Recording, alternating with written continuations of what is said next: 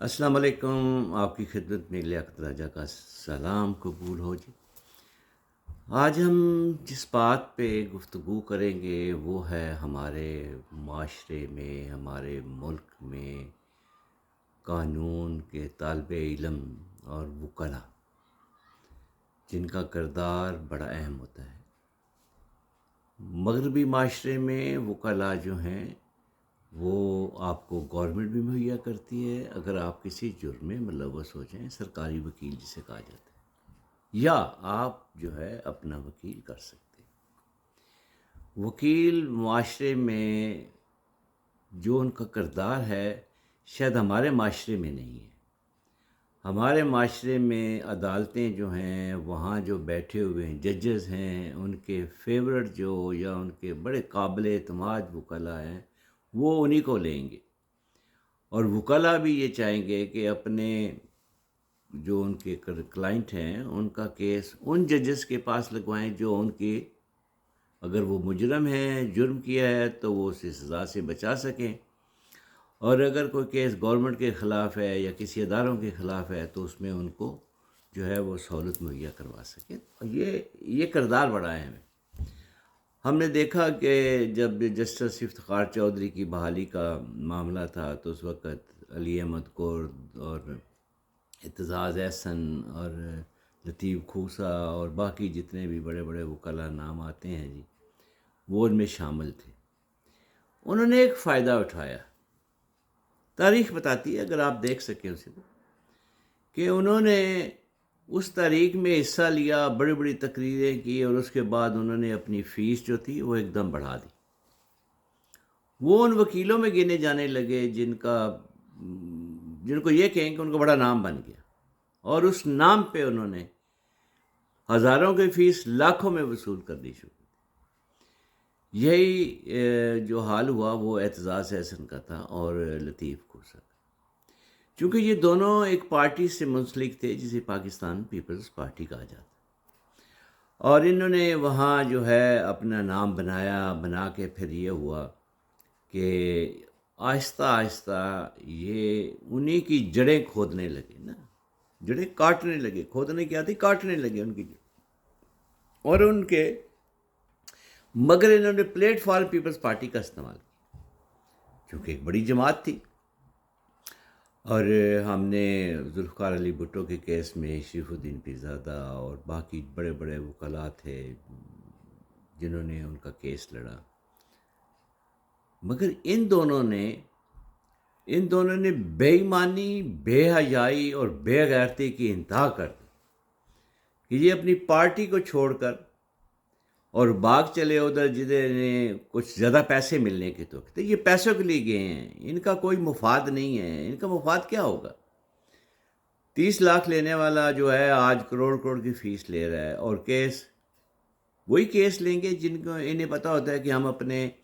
ان ججز کے پاس لگوائیں گے کہ جو اس کیس کا فیصلہ ان کے حق میں کر دیں گے۔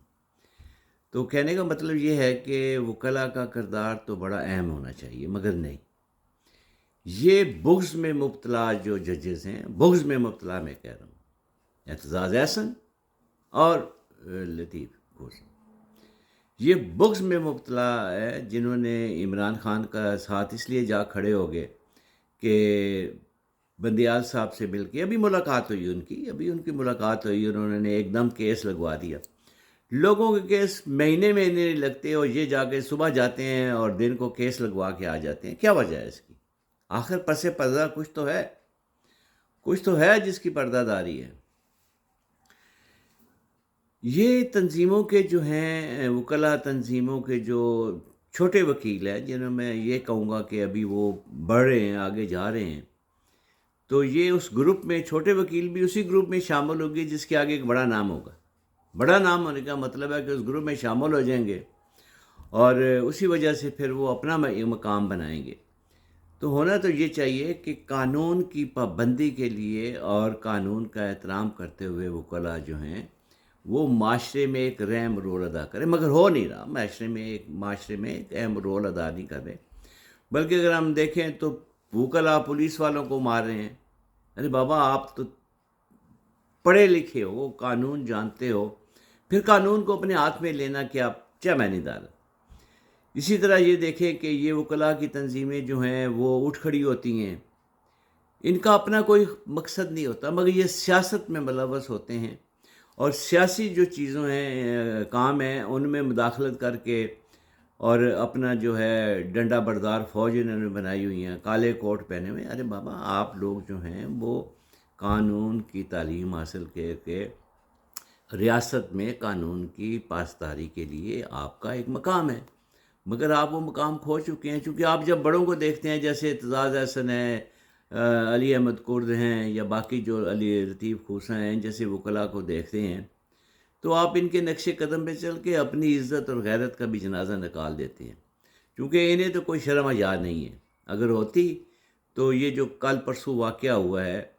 کہ کہاں سے اٹھے کہاں جا کے بسے، اعتزاز احسن تو ویسے بھی بغض کا مارا ہوا انسان ہے، اور اس کا آئی کیو بڑا ہائی ہے۔ کہاں آئی کیو بڑا ہائی ہے؟ میں نے اسے ایک سوال کیا تھا آکسفورڈ یونیورسٹی میں، تو وہ کبھی دائیں جا رہا تھا کبھی جائے، تو میری ایک ہیڈ لائن تھی ڈیلی آف لندن کی کہ اعتزاز احسن آکسفورڈ یونیورسٹی میں ٹامک ٹوئیاں مارتے رہے۔ بڑا وہ لوگوں نے غصہ کیا، جی یہ بڑے ان کا آئی کیو۔ میں نے کہا ان کا آئی کیو اتنا ہی ہائی ہے کہ پیسہ جتنا دیں گے اتنا ہی جناب یہ زیادہ جو ہے نا اس کی طرف۔ انہوں نے آگے اپنے وکیل رکھے ہوئے ہیں، نوجوان رکھے ہوئے ہیں جو کیس بناتے ہیں، کیس لے کے جاتے ہیں، یہ تھوڑی دیر پڑھیں گے، پڑھنے کے بعد جناب یہ کیس لے جائیں گے،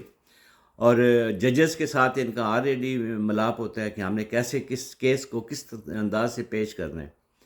تو میری گزارش ہے ان تمام ججز سے، ان تمام وکلاء سے، کہ ریاست پاکستان کی سلامتی کے لیے آپ نے کام کرنا ہوگا، ورنہ آپ پھر لوگوں کے ہتھے چڑھ جائیں گے اور آپ کا انجام اچھا نہیں ہوگا۔ بہت شکریہ۔